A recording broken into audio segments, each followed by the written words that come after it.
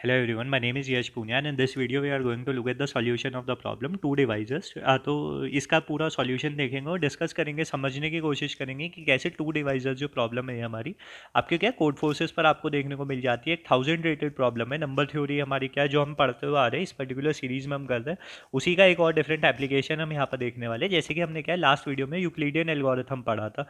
Euclidean algorithm से हम क्या है जीसीडी और एलसीएम किस तरह से हम कैलकुलेट करते हैं एक बहुत एफिशिएंट तरीके से, विच is like oh of log of मिन ऑफ ए कॉमा बी में हम क्या है वो कैलकुलेट करते हैं। मैंने पूरा आपको प्रूफ के साथ वो सारी चीज़ें समझाई थी, तो उसी का है यहाँ पे क्या है एप्लीकेशन देखने वाले हैं कि कैसे हम क्या है रियल वर्ल्ड प्रॉब्लम जो इस तरह की हमारी आती है उन्हें कैसे सॉल्व कर सकते हैं, हमने कॉन्टेस्ट में कैसे सॉल्व कर सकते हैं वो देखते हैं।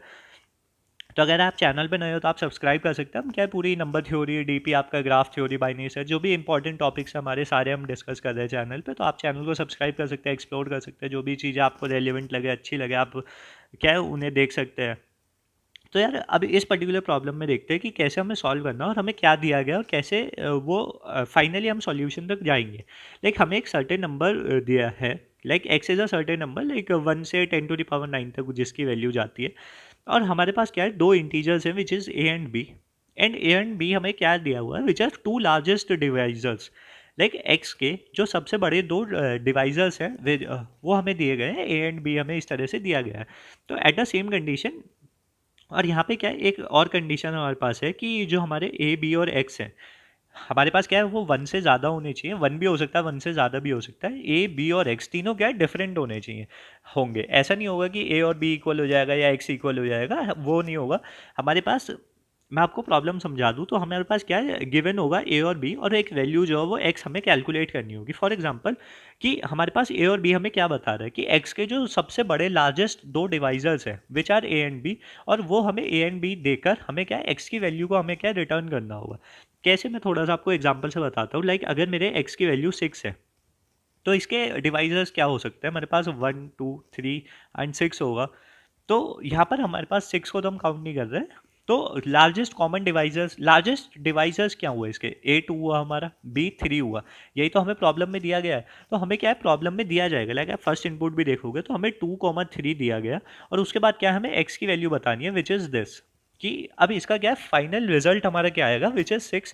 तो हमें क्या है ये इस तरह से देना होगा कि ए और बी गिवन है हमारे पास, और जो एक्स की वैल्यू आएगी कैलकुलेट करके कि जो उसके कॉमन जो लार्जेस्ट कॉमन डिवाइड, मतलब कि एक्स के जो लार्जेस्ट दो डिवाइजर्स हैं वो हमें दिए गए हैं, और उन दोनों की हेल्प से हमें क्या है एक्स की वैल्यू को कैलकुलेट करना है। क्या देखते हैं धीरे धीरे हमारी क्या प्रॉब्लम कैसे हम सॉल्व करेंगे। इनपुट समझते हैं कि अगर हमें टी दिया गया, उसके बाद ए और बी की वैल्यू दी गई है और एक्स की वैल्यू हमें रिटर्न करनी है। कुछ चीज़ें यहाँ पे ध्यान में रखनी है कि यार ए की वैल्यू क्या है, और हमें क्या है ये इनइक्वालिटी होल्ड करनी होगी, क्योंकि ऐसा भी हो सकता है कि बी और एक्स की वैल्यू सेम आ जाए, बट हम वो नहीं चाहते हैं। हम चाहते हैं कि एक्स की वैल्यू हमेशा क्या है डिफरेंट हो, ए की वैल्यू डिफरेंट होगी और बी की वैल्यू डिफरेंट होगी, वो हमें दी जाएगी, और ए क्या छोटा होगा बी बड़ा होगा। बट ए और बी कलेक्टिवली क्या है लार्जेस्ट डिवाइजर्स हैं एक्स के। ठीक है, हमें यहाँ पे समझ में आता है टी हमें दिया गया, ए और बी हमें दिया गया, और हर एक के लिए क्या है हमें आंसर करना होगा। कुछ भी सेवरल आंसर्स हो सकते हैं, हमें उनमें से कुछ एक आंसर हमें क्या प्रिंट करना होगा। देखते हैं यार धीरे धीरे प्रॉब्लम को देखते हैं, समझने की कोशिश करते हैं कि अब फॉर एग्जांपल लाइक अगर मेरे पास 25 भी है तो 25 के क्या क्या डिवाइजर्स हो सकते हैं, या 24 के क्या क्या, इस तरह से जो भी उसके लार्जेस्ट डिवाइजर्स है, ठीक है, वो मेरा आंसर क्रिएट कर रहे हैं। तो मेरे पास ये है, ए है और बी है। अब फॉर एग्जांपल मुझे एक चीज़ तो पता है यार, A divides X and B divides X, ये चीज़ मुझे क्या फॉर श्योर पता है। ये जो साइन है इसका सिंपल मतलब होता है कि अगर मैं ए डैश बी ऐसे लिख रहा हूँ तो which is like A divides B, dash नहीं है मतलब कि अपना। तो ये साइन हमें क्या बताता है कि like A divides X and B divides X. यहाँ से हमारे पास ये चीज़ सिंपल आती है क्योंकि ए और बी क्या एक्स के डिवाइजर्स ही तो हमें दिए गए हैं। तो हम इस चीज़ को और कैसे लिख सकते हैं, मैं ऐसे नहीं लिख सकता A multiply by D1 equals to x, और इस चीज़ को मैं लिख नहीं सकता B multiply by D2 equals to x. मतलब कि ए और बी में अगर मैं कुछ डिवाइड करूँ, लाइक और छोटा हम क्या सिंपल रखें, A times P is equals to X, P नहीं एन लिख देता है, A times N equals to X and B times M equals to X. ठीक है, हमारे पास यार एक चीज़ ये भी समझ में आती है कि हाँ ठीक है यार, अब क्योंकि अगर ए और बी की वैल्यू 2 और 3 है, एक्स की वैल्यू मेरे पास 6 है, तो आप क्या बोलोगे यार, 2 multiply by 3 is equals to X and 3 multiply by 2 is equals to 6। तो यहाँ पर अगर मेरे पास ए की वैल्यू 2 थी, बी की वैल्यू 3 थी, तो मेरे पास क्या आया, एन की वैल्यू क्या आई, 3 आई, एम की वैल्यू क्या आई, 2 आई। अगर आप इस टेस्ट केस के हिसाब से देखो तो आप क्या इस तरह से लिख सकते हैं हम अपनी प्रॉब्लम को। अगर मैं इस तरह से प्रॉब्लम को लिख सकता हूँ तो यार जैसे हम हमेशा से करते नहीं आते थे बचपन में कि यार दोनों चीज़ें क्या है, एक्स के इक्वल है, तो मैं इन्हें ऐसे भी तो लिख सकता हूँ कि यार A times N equals to B times M. मैं इन्हें इस तरह से भी लिखा जा सकता है प्रॉब्लम को। अगर आप थोड़ा सा वो इन प्रॉब्लम को और ज़्यादा सॉल्व करते हो तो वो क्या होता है, N by M equals to A by B, मैं ऐसे भी लिख सकता हूँ। मैंने कुछ नहीं कह रहा, मैंने बस एम को इधर ले आया हूँ और ए को उधर ले गया हूँ, बाकी हमारी क्या इम्प्लीमेंटेशन पूरी सेम ही है। अब अगर मेरे पास ये चीज़ क्लियरली समझ में आ जाती है कि यार ए और बी मुझे पता लग जाए, तो यार यहाँ से आप अगर आप देखो तो एक्स की वैल्यू क्या है, which is A times N, और एक्स की वैल्यू क्या है हमारे पास, which is B times N M. तो अगर मुझे n की वैल्यू पता लग जाए या m की वैल्यू पता लग जाए तो a और b तो मुझे पता ही है, तो मैं x की वैल्यू कैलकुलेट कर सकता हूँ। लाइक अगर मैं यहाँ से n की वैल्यू भी कैलकुलेट कर लूँ तो मैं n की वैल्यू को इस फॉर्मूले में लगाकर, a मुझे ऑलरेडी पता है, मैं x की वैल्यू को कैलकुलेट कर लूँगा। तो हम क्या है ऊपर वाली चीज़ पर ही ध्यान रखते हैं। अब क्या है, डिफरेंट डिफरेंट जो हमारे टेस्ट केसेस है हम उन्हें देखते हैं कि अपने क्या है टेस्ट केसेस के हिसाब से चीज़ों को देखने की समझने की कोशिश करते हैं। लाइक फॉर एग्जांपल अगर मेरे, मैं क्या इस वाले फॉर्मूले को यहाँ पे लिख लेता हूँ, हमारे पास ये चीज़ आती है जिसमें कि मुझे क्या है एन की वैल्यू कैलकुलेट करनी है एक्स के हिसाब से। तो अब यहाँ पे क्या है, डिफरेंट डिफरेंट पॉसिबिलिटीज़ कैसे हो सकती है ए और बी की। अब पहली जो देखते हैं, ए की वैल्यू अगर 4 हुई हमारे पास, लाइक ये ए बाई बी नहीं होगा ना यार, फॉर्मूला गलत लिख दिया मैंने। अगर मैं एन बाई एम कर रहा हूँ so this is like B by A. अगर हमने यहाँ पे एन बाई एम किया है so this is B by A. ठीक है, हमारे पास ये वाली चीज़ आई। अब अगर ए की वैल्यू 4 है, बी की वैल्यू 6 है, तो अगर मैं अब इसमें कैलकुलेट करना चाहूँ तो एन बाई एम हुआ मेरे पास, और मैंने यहाँ पे क्या लिखा, 6/4 लिखा। तो हमारे पास एक चीज़ और आती है कि जी सी डी ऑफ 6/4 क्या होगा, 2 होगा। तो मैं क्या इन दोनों नंबर्स को 2 से डिवाइड कर सकता हूँ। जीसीडी का ये मतलब यही तो होता है कि इन नंबर्स को मैं कैसे सिंप्लीफाई कर सकूं, मैं जितना इन्हें सिंप्लीफाई कर सकता हूं मैं उन्हें लिख देता हूं। तो जो भी इनका ग्रेटेस्ट कॉमन डिवाइजर होगा मैं उससे डिवाइड करके इन्हें लिख देता हूं। तो अगर मैं 2 से डिवाइड करता हूं तो यहाँ पे 3 आता है, मैं इससे करता हूं तो 2 आता है। तो आप यहाँ से क्या है बाय कंपैरिजन देख सकते हो कि एन की वैल्यू 3 आ जाती है मेरे पास, एम की वैल्यू मेरे पास 2 आ जाती है। मैं बस आपको एक समझने का तरीका बता रहा हूँ कि हाँ ठीक है, मैं इस तरह से देख सकता हूँ प्रॉब्लम को अपनी। अगर मैंने इन्हें ये कैलकुलेट कर लिया, मैंने ये वाली चीज़ कैलकुलेट कर ली, तो मैं अब क्या बोल सकता हूँ यार, मेरे पास फॉर्मूला है एक्स की वैल्यू कैलकुलेट करने का, which is A times N. And A मेरे पास क्या है, यहाँ पे ए की वैल्यू 4 है, एन मैंने कैलकुलेट किया विच इज़ 3, तो मेरे पास आंसर क्या आ गया, 12 आ गया। सिंपल हमारे पास आ गया।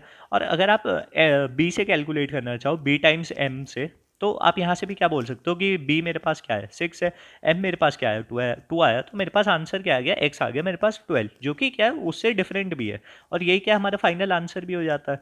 बट अब यहाँ पर आई होप आपको समझ में आ गया होगा कि ए बाई बी हमने किया, लाइक बी बाई ए हमने किया हुआ है, और फाइनली हम क्या आंसर ला रहे हैं, ए से हम डिवाइड कर रहे हैं। तो अब आप क्या कैसे फॉर्मूले में लगा सकते हो कि एक्स इक्वल्स टू मेरे पास है ए टाइम्स एन है। तो अब एन की वैल्यू हम ढंग से कैसे कैलकुलेट कर सकते हैं, हमने आपने देखा होगा, तो हमने क्या है बी को डिवाइड किया अपने जी सी डी ऑफ बी से। तो आई होप यार आपको ये वाली चीज़ समझ में आए। And B like G C D of A comma B, आप थोड़ा सा सोच के देखो तो आपको यार फॉर्मूला ये बहुत क्लियरली समझ में आ जाएगा कि एन की वैल्यू ये कैसे हो जाती है। एन की वैल्यू ये सिंपली इसी तरीके से हो जाती है, जो भी इनका जीसीडी था, मेरा जो भी जीसीडी आता है, जीसीडी से मैंने क्या है अपने ऊपर वाली जो वैल्यू थी, मेरी बी वाली वैल्यू थी, उसे डिवाइड किया, तो मेरे पास क्या है फाइनली एन की वैल्यू आ जाती है, जो भी मैं एन कैलकुलेट करना चाहता था। तो एन एक तरह से मेरे पास हो जाता है B upon G C D of A comma B. तो आपका क्या है एक्स की वैल्यू क्या है इस फॉर्मूले से डायरेक्ट कैलकुलेट हो जाती है। आप थोड़ा सा क्या है इस चीज़ को ध्यान से देखोगे ना, तो X is equals to A times B upon G C D of A comma B, और ये हमारा क्या होता है LCM of A comma B होता है। मैंने आपको क्या दूसरे तरीके से भी दिखा दिया, आप अगर डायरेक्टली भी इस प्रॉब्लम को देख सकते थे कि LCM of A comma B होता है, क्योंकि मेरे पास दो इस तरीके, अगर मेरे पास लार्जेस्ट डिवाइजर्स हैं और उससे मैं एक्स कैलकुलेट करना चाहता हूँ, तो एक्स क्या इन दोनों को डिवाइड कर रहा होगा, तो एलसीएम वही तो कैलकुलेट करके हमें देता है। तो अगर आप डायरेक्टली देख सकते थे तो आप डायरेक्टली बोल सकते थे कि हमें LCM of A comma B calculate करना है, वरना आप क्या इस तरह से भी अपने क्या पूरा कोड के थ्रू भी आप देख सकते थे। बट यार इस वाले इम्प्लीमेंटेशन में ना एक थोड़ी सी प्रॉब्लम है हमारे पास। मैं ये वाली चीज़ें रब कर देता हूँ, हम दोबारा से हम देखते हैं। एक दूसरे एग्जाम्पल के लिए देखते हैं। अगर मेरे पास a की value for example 3 I, b की वैल्यू मेरे पास 9 आई, तो n बाई m आपने कैलकुलेट किया विच इज़ लाइक 9/3 आया। आप इसका जीसीडी कैलकुलेट करते हैं तो जीसीडी ऑफ 9/3 इज लाइक 3 हमारे पास आता है, मतलब कि वो क्या है, मल्टीपल है। तो ये 1 हुआ, ये 3 हुआ, तो यहाँ पे हमारे क्या है प्रॉब्लम में, जब आप अब n की वैल्यू कैलकुलेट करते हो तो वो 3 आ गई। तो आप जब x कैलकुलेट करोगे तो 3 टाइम्स 3 आप करोगे तो 9 आ गया। तो हमारा b और जो x है वो सेम आ गया, इक्वल आ गया। तो जब हमने ये वाली इम्प्लीमेंटेशन की तो इससे क्या है, हमारा b और x क्या है, इक्वल आ जाता है जब उस केस में जब हमारा क्या है, b a को डिवाइड कर रहा हो। अगर b मॉड a हमारा 0 आता है तो b मॉड a 0 के केस में वो हमें क्या बोल रहा है कि यार मेरे पास जो कॉमन डिवाइजर्स है वो 9 और 3 है। तो अगर 9 इसका डिवाइजर है, मतलब कि ग्रेटेस्ट कॉमन डिवाइजर है, तो 9 के भी आप लिखोगे तो सिंपली हमारे पास क्या आता है, 139 ही आता है। तो आप यहाँ से भी बोल सकते हो, बट क्या ये करेक्ट रिजल्ट नहीं मिलेगा हमें यहाँ से। तो जब हमारे पास क्या है कॉमन, हमारे पास a mod b equals to 0 होता है, लाइक हमारे क्या है बी जो है वो ए को डिवाइड कर रहा है, तो उस केस में आप क्या बोलो कि यार हमारे पास ए बी है और नेक्स्ट हमारे पास कुछ होने वाला है, तो एक प्राइम नंबर आप क्या बोल सकते हो, बी को आप क्या बोल सकते हो, ए टाइम्स पी बोल सकते हो। पी क्या है, वो लीस्ट हमारा क्या स्मॉलेस्ट प्राइम नंबर है जो ए को बनाएगा। ठीक है, तो अब आप एक्स को भी क्या बोल सकते हो, बी टाइम्स पी बोल सकते हो। यही तो हमारे क्या बोलता है यार, डिफरेंस यही तो है। लाइक मैं आपको यहाँ पे थोड़ा सा क्या है साफ करके ये वाली चीज़ें समझाने की कोशिश करता हूँ। लाइक हमारे पास इस तरह से काम चल रहा था कि यार ए और बी है, which is A B mod A equals to 0 हमारे पास आ रहा है, मतलब कि एक दूसरे के मल्टीपल्स हैं। मल्टीपल्स हैं तो यार ये वाली चीज़ तो हमारी काम नहीं करेगी, ये चीज़ हमें पता लग गई, क्योंकि एक्स और बी क्या है उसमें सेम आ जाता है। और वो एक सही सही भी चीज़ नहीं होगी हमारे लिए, क्योंकि हमारी कंडीशन क्या थी, विच इज़ ए बी और एक्स। हमें यहाँ से वो पता लगता है, तो बी और एक्स की वैल्यू क्या डिफरेंट होनी चाहिए। तो हमने क्या यार हम बी को कैसे लिख सकते हैं, ए टाइम्स पी लिख सकते हैं, जिसमें कि पी हमारा क्या स्मॉलेस्ट प्राइम फैक्टर होगा। तो इसी तरह से आप एक्स को क्या लिख सकते हो, X equals to which is simply B times P. और यहाँ पर बी एंड पी की वैल्यू आप यहाँ से कैलकुलेट करेंगे, which is B by A. तो बस यहाँ से हमारा एक और फॉर्मूला हो जाता है। अब क्या है, दो कंडीशंस हो गई कि जब B mod A equals to 0 है तो आप ऐसे करो, एंड जब वो लाइक बी मॉड ए हमारा नॉट इक्वल्स टू 0 है, तो आप simply LCM of A comma B निकाल दो, LCM of A comma B निकाल दो, या A times B upon GCD of A comma B कर दो, सेम ही बात है। जैसे भी आप करना चाहते हो वो, अगर जैसे हमने क्या लास्ट वीडियो में देखा था एक करेक्ट इम्प्लीमेंटेशन हमारा इंटीजर ओवरफ्लो अवॉइड करने का, तो वो इसी तरीके से है। पहले आप B by G C D of A comma B निकाल लो, फिर ए से मल्टीप्लाई कर दें, एंड लाइक आप ऐसे करें। तो हमारे पास यहाँ से दो चीज़ें पता लग गई कि जब हम वो मल्टीपल्स हैं एक दूसरे के तो कैसे काम करना है, और जब वो मल्टीपल्स नहीं है तो कैसे काम करना है। और ये वाली चीज़ मैंने आपको समझाई थी कि हमारे पास डिफरेंट आंसर्स क्यों आएंगे उससे, और वही इनइक्वालिटी के हिसाब से हमने क्या है वो देखा था। तो वो यार वही वाली सारी चीज़ है कि प्रॉब्लम को किस तरह से हम धीरे धीरे स्टेप बाय स्टेप अपना क्या तोड़ते हुए आगे बढ़ते हैं और अपनी क्या फाइनली समझने की कोशिश करते हैं। तो कोड देख लेते हैं, सी प्लस प्लस में कोड है, जावा पाइथन आप इजीली फॉलो कर पाएंगे। एंड आपके कॉन्स्टेंट हेडर्स वगैरह आते हैं। हमने लॉन्ग लॉन्ग को डिफाइन किया क्योंकि हमारी वैल्यूज़ ज़्यादा जा सकती थी, लाइक ए और बी की वैल्यू क्या है 10⁹ तक है हमारे पास, तो उस केस में क्या है सेफ रहने के लिए हम क्या लॉन्ग लॉन्ग का यूज़ करें। यूक्लिडियन एल्गोरिथम हमने यूज़ किया है, जीसीडी जैसे हमने पढ़ा था। मैंने यहाँ पे रिकर्सिव वाला यूज़ किया है कि जब तक हमारी बी की वैल्यू 0 होती है तो आप रिटर्न कर दें ए को, और वरना सिंपली हमारा क्या फार्मूला हो जाता है बी कॉमा ए मॉड बी। ये मैंने आपको लास्ट वीडियो में बहुत ही अच्छी तरीके से समझाया था कि G C D of B comma B A mod B कैसा आता है, और पूरा हमने प्रॉपर्टीज़ वगैरह देखी थी। आई होप आपको क्लियरली वो याद होगा। बाकी हमारा क्या है मेन फंक्शन हमारा वही होता है, फास्ट इनपुट आउटपुट हमने यूज़ की, उसके बाद टी हमने जो टेस्ट केसेस थे रीड किया, जब तक हमारे पास टी आता है हमने सॉल्व फंक्शन को कॉल किया। सॉल्व फंक्शन हमारा क्या करता है, ए और बी की वैल्यू को रीड करता है, अपना क्या है हमने रिजल्ट जिसमें हम स्टोर करेंगे वेरिएबल रखा। अगर बी मॉड ए हमारा 0 होता है तो रिजल्ट हमारा क्या हो जाता है, B times B by simple, जो जैसे कि चीज़ें हमने कैलकुलेट की थी। और वरना हमारा रिजल्ट क्या हो जाता है, simply A times B by G C D of A comma B. ये मैंने आपको समझा ही दिया था। बाकी आप एलसीएम भी देखोगे तो वो भी तो यही बात होती है। तो आप एलसीएम से अगर देख पाते हो तो वो भी ठीक है, अगर आप ऐसे फार्मूला से देखना चाहते हो तो वो भी ठीक है। फार्मूले से मैं ज़्यादा प्रेफर करता हूँ, क्योंकि हमें क्या चीज़ें याद नहीं रखनी पड़ती कि ठीक है अब सिंपल सी बात है कि यार मैं एक्स को कैसे लिख सकता हूँ, मैं ए टाइम्स एम एन लिख सकता हूँ मैं, और उसे बी टाइम्स एम भी लिख सकता हूँ। फिर मैंने यहाँ से एन बाई एम आता है which is B by A, ठीक है मैं उसमें सोच सोच के मैं क्या आगे काम कर लिया मैंने। फिर मैं कि अच्छा जब वो मॉड्यूलस होता है तो ठीक है, मतलब कि वो मल्टीपल्स हो जाए तो उसके हिसाब से मैं कैसे सोच सकता हूँ।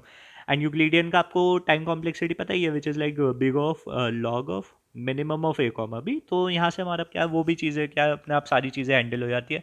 हमारा इम्प्लीमेंटेशन एक तरह से ऑफ यही हमारी क्या टाइम कॉम्प्लेक्सिटी हो जाती है, स्पेस कॉम्प्लेक्सिटी भी यही हो जाएगी क्योंकि हमने क्या रिकर्सिव अप्रोच यूज़ किया जीसीडी के लिए यूक्लिडियन एल्गोरिथम का। तो आई होप आपको यार प्रॉब्लम समझ में आई होगी। इसका लिंक है मैं डिस्क्रिप्शन में पिन कमेंट दोनों में प्रोवाइड कर दूंगा, आप ट्राई कर सकते हैं, खुद से देख सकते हैं, चीज़ों को सॉल्व करने की कोशिश करें।